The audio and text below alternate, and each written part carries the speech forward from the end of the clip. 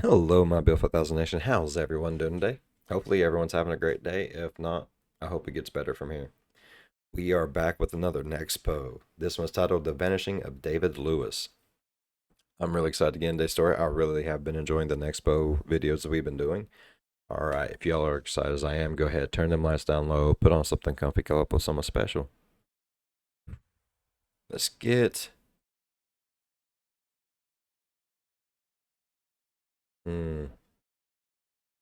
Intrigued.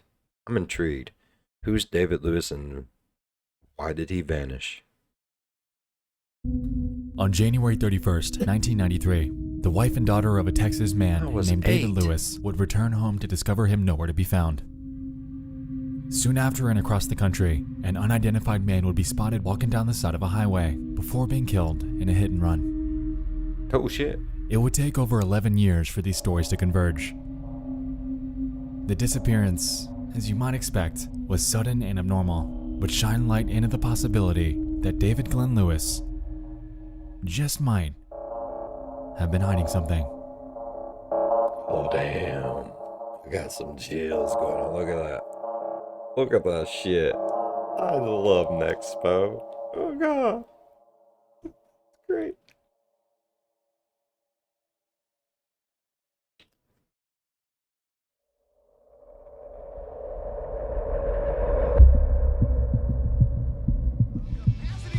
Fans are going wild, and the show is about to begin. Welcome, everybody, to Bud Bowl 5. Whoa, Ma, this place is rocking! It was 1993. Super Bowl remember weekend, that to be shit. exact. With preparations in place in a lively Dallas, Texas, awaiting an influx of sports fans, festivities were abundant for one of the largest sports events of the year. On the 28th of January, David's wife and daughter, Karen and Lauren, embarked on a 400-mile trip from their home in Amarillo to Dallas for a weekend of shopping in the city. The reason why David stayed behind is unclear. Some have stated that he wanted to record the game to a VHS, and since their VCR lacked a function to begin a recording at a set date, he had to be there in person to start it. Okay. Others, like his wife, have made tangential statements alluding to the possibility that he had to work, since he was a lawyer. From the span of January 28th to the 31st, Either or. what took place back at the Lewis home is unclear. By January 31st, though, Karen's testimony aided investigators in piecing together those missing events. That evening, the game was scheduled to begin at 5:30 p.m. Central. A few hours after this, around 11:15 p.m., Karen and Lauren would arrive back at the home to discover David nowhere to be found. His car was missing. There was clean laundry in the dryer. His wedding ring and watch were intact on the counter. There were 2 freshly made turkey sandwiches in the fridge. And the VCR had recorded even after the match was over.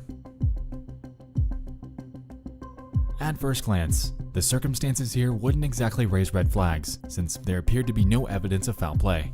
Okay. And so Karen assumed that he'd merely been working late or watching the game somewhere, and would return soon. She was David wrong. Glenn Lewis never returned home again. One day later, his wife would officially report him missing.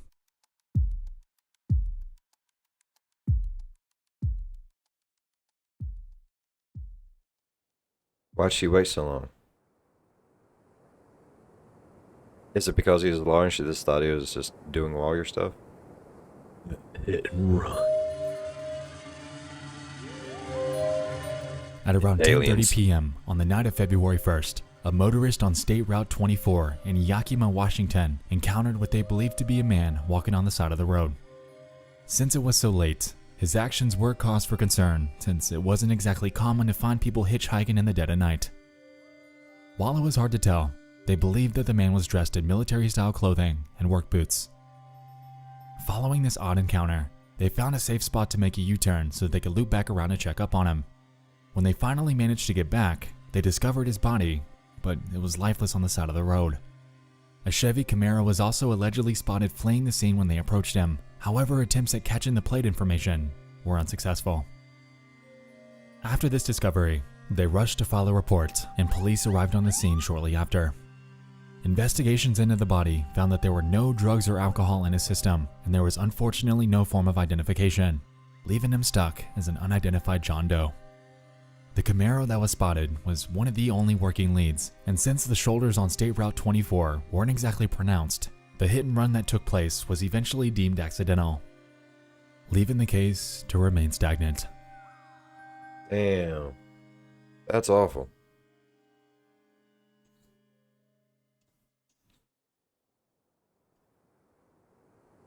Hit and runs. Bro. Is this the same dude? If it is, how the fuck is this aliens? Did aliens do...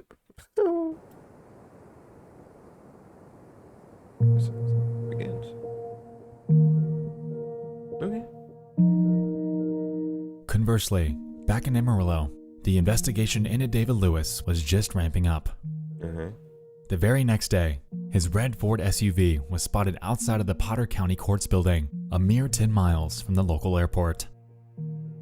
Inside the glove box, investigators were able to find his credit cards, driver's license, and checkbook in spots that Karen claims he usually keeps them. Soon after this discovery, Karen Lewis expressed even greater concern since it was incredibly out of the ordinary for him to just up and vanish without any of his possessions or identification. It began to seem that there was a piece to the puzzle that investigators were missing. You gotta kind of have money to go places and do things when you get there. I mean... Something that had potentially placed David in the crosshairs of an adversary.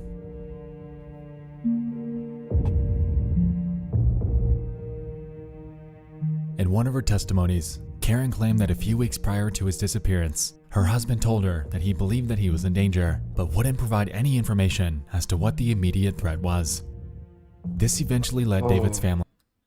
Being a lawyer, fuck. I mean, there's a damn good possibility that he could have been in danger. I mean, what kind of lawyer was he? You know what I mean? Oh, I had to stretch. Feels better. To express the belief that it could have been linked to his work as an attorney. He had allegedly been wrapped up in a high-stakes lawsuit against his former law firm, Ham, Irwin, Graham & Cox, with the wealthy client suing them for conflict of interest. A week after he went missing, Ham, Irwin, Graham, and Cox.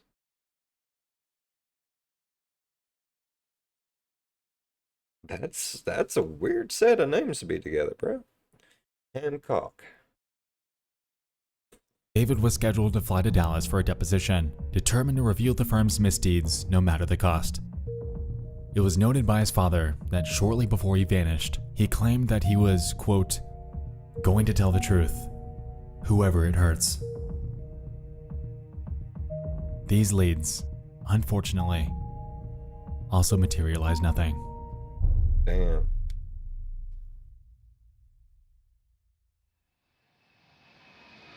I imagine law firms can make people vanish, though. I mean, if you think about it, they could. Like, if they're... I wouldn't fuck with them. I've watched Scandal with the old lady. A few months later, a discovery was This shit's crazy. made involving David Lewis and plane tickets that he'd purchased the weekend he went missing. 2 of them. One from Dallas to Amarillo, Texas, purchased on January 31st, and a second from Los Angeles to Dallas, purchased on the 1st of February. This effectively places Lewis at the DFW airport on the 31st and at LAX the very next day. It's widely believed that he had pre-purchased his return flights while at each location, although the actual flight dates and if he used the tickets are unclear. This leaves us with 3 lingering questions though. What? Where was David Lewis going? What the fuck? What the hell? And huh? Those questions? Because those are the questions I have. And there's 3 of them. How did he get to where he was without any sort of trail? That's a and good one. why did he purchase return tickets back home? To answer the second Throw question, people off his we trail? have to consider the time period that his flights were purchased. Maybe it's cheaper to just get return flights too, just in case. I don't... Bro, don't ask me questions I don't know. Since it predates the 9/11 tragedy, airline rules in the US were much more lax than they are today.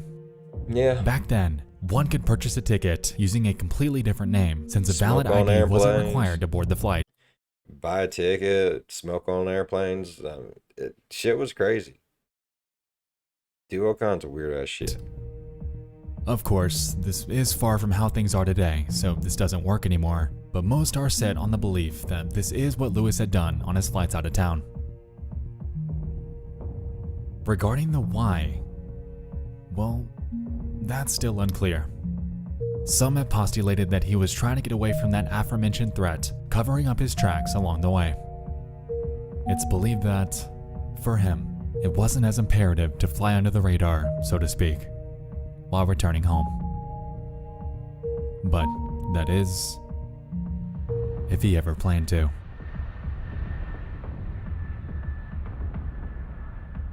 Man,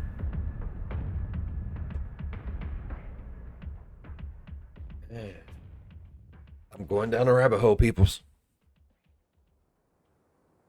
Down a rabbit hole. Oh, God. On the run.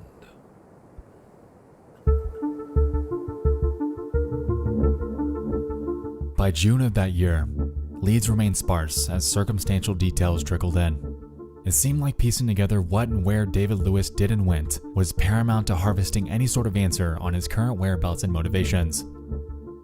A Del Rio, Texas news publisher by the name of the Del Rio News Herald published an allocated timeline up to that point in the investigation, and while it doesn't exactly provide any definitives, it does exemplify the fact that Lewis's weekend was far from ordinary. According to the write-up, starting on Thursday, January 28th, Lewis had left his workplace at noon, claiming he was sick. The next day, a friend spotted him rushing through the Southwest Airlines terminal at the local airport with no luggage. On Saturday, $5,000 was deposited into Lewis's bank account, with a neighbor spotting his red SUV at home. By Sunday morning, he was spotted at the court building, taking a photo of his car in the parking lot. And by Monday morning, a Dallas cab driver drove a man matching the description of Lewis from a hotel to the Dallas airport. The driver claims that, quote, the passenger seemed nervous and fumbled through a wad of $100 bills to pay the fare. Now, if we assume that all of these claims are accurate, then they hint at the possibility of Lewis paying for his plane tickets with cash to further avoid being tracked. Considering the fact that he left all of his personal possessions, including his credit card and ID at home, this, of course, makes sense. What stands out here, however, is the $5,000 that was placed into his account. Unless he was allocating a substantial chunk of that for some other obligation, I don't think a few taxi rides and plane trips would come anywhere close to reaching that monetary milestone. The only explanation that could account for a sum of this magnitude would be some sort of direct deposit from his employer being wired into his account. Considering the fact that he was a longtime lawyer, it wouldn't be far-fetched to assume that this would be the reason. But if that were the case, why would it, at all, be notable? If this were his typical pay, then it would be simple to discount it as just that. Work compensation. Just food for thought. I don't know how this motherfucker did. He didn't even come out and say anything, and I got the chills like, oh my God. Jumping to his Dallas, Texas encounter on February 1st, I'd like to highlight something. If he were taking a taxi from a hotel to the Dallas airport, then we have to assume that he spent the night in Dallas after arriving there the previous day. Thinking back on the chain of events, though, presents a unique inconsistency. Looking back, we can recall that Lewis allegedly wanted to record the Super Bowl, and there were freshly made sandwiches in the fridge. If David were to have been spotted that morning taking a picture of his vehicle at the court building, then his only method of getting back home would have been taking a taxi or getting someone to pick him up. For someone with so many extraordinary variables surrounding his disappearance, something as simple as wanting to record a football game is immensely unexceptional. Right. The typical long play VHS tape records approximately 4 hours of footage, and the average football game is around 3 hours and 12 minutes long. Yep. If we're assuming that the VCR didn't have any sort of auto record feature, then it makes the events surrounding this that much more puzzling. Why go through the effort of dropping your car off that morning only to make it back home, going about your day, and even making sandwiches like everything's alright? Why up and vanish after 5:30, leaving behind everything you have? This is, of course, assuming that the VCR did not have an auto-record function. Yeah. Unfortunately, confirmation for and against this minute detail have never been released, and because of that, it's unclear whether he left that morning when he was spotted, or later that night. That sentiment largely encompassed the Lewis case investigators. It seemed that the pieces were falling in line, however substantial answers and leads to the body were mostly non-existent. Because of this, and after 11 months, the search unfortunately concluded, leaving this case to sit untouched until anything further came of it. Yeah, did it? I need to know. My God. Like, I have had chills like this whole and it's not even scary. It's just creepy. Like, not even creepy. Like, I am just very enthralled in it. Plain and simple.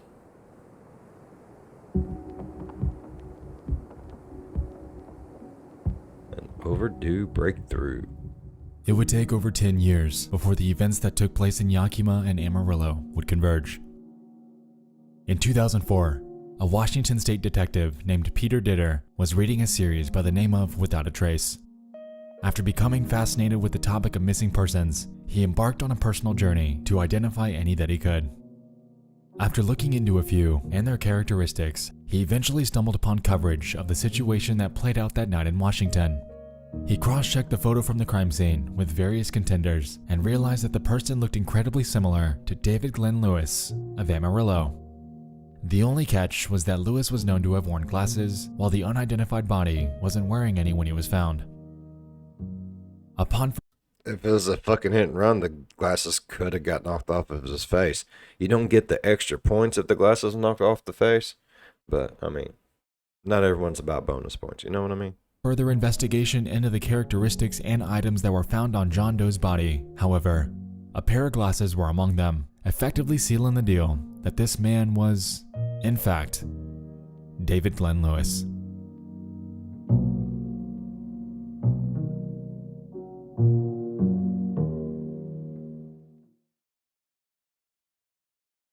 But of course, fatigues? This discovery would only raise more questions than answers.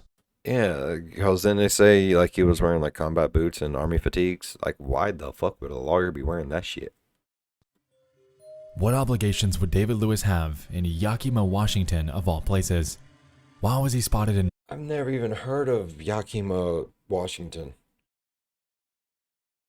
military-styled clothing and work boots, attire that Karens come forward to claim are extremely unusual for him? If he had all this cash, why couldn't he grab a rental car or a taxi? We can't claim that he had drugs or alcohol in his system since those tests came back negative. So why exactly was he spotted walking down the side of a Washington highway at 10:30 at night? Nightmare, dude? Well, that's where everyone's stuck. Some have postulated that it could have been tied to the case he was working on against his former employer, and others have settled on the possibility that it could have been linked to a mental breakdown. If you ask me, I believe it was tied to sudden paranoia brought upon himself through that threat he alluded to with his wife. What that threat is could be tied to his work, or could be something completely out of the picture. Considering the fact that he ended up in Yakima, Washington of all places, lends to the potential that he might have been more secretive than he made out to be. But that's the thing. That's merely speculation. Yeah. Something that this investigation is no stranger to. Damn. And that's where we sit. The inconsistencies and questions surrounding his disappearance are some that have gone unanswered for decades, leaving investigators scratching their heads. Unfortunately, it just might stay that way, because the only person who truly knows what played out that bizarre weekend is David Glenn Lewis, who left his entire life behind, with hardly a lead to follow.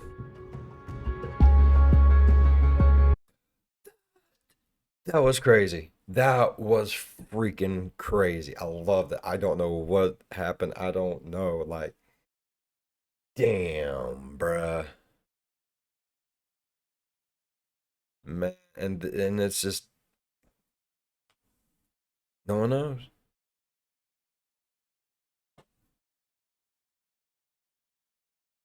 Oh my God. Right? Man. I am so thankful for all my viewers and all my subscribers because if it wasn't for you guys, I would not come across half the things I react to. And I would probably oh thank you. Just thank you. Thank you everyone for finding me things that just melt my brain. I know that sounds like it's not a good thing, but to me that's an amazing thing. I love my brain just melting into goop after a video. Oh, it's as good as pulling the plastic off of a new cell phone. Love it. All right. If y'all enjoyed today's video as much as I did, please go down there, leave a thumbs up. It really helps the channel grow. If you're a fan of the spooky, scary, strange, just twisted things that leave you wanting more, think about subscribing. I want more. I'm always wanting more. I'm a glutton for punishment. As always, be good to one another. I'll see you in the next one. Bye bye. Will we ever know? How many licks does it take till you get to the... What's the answer?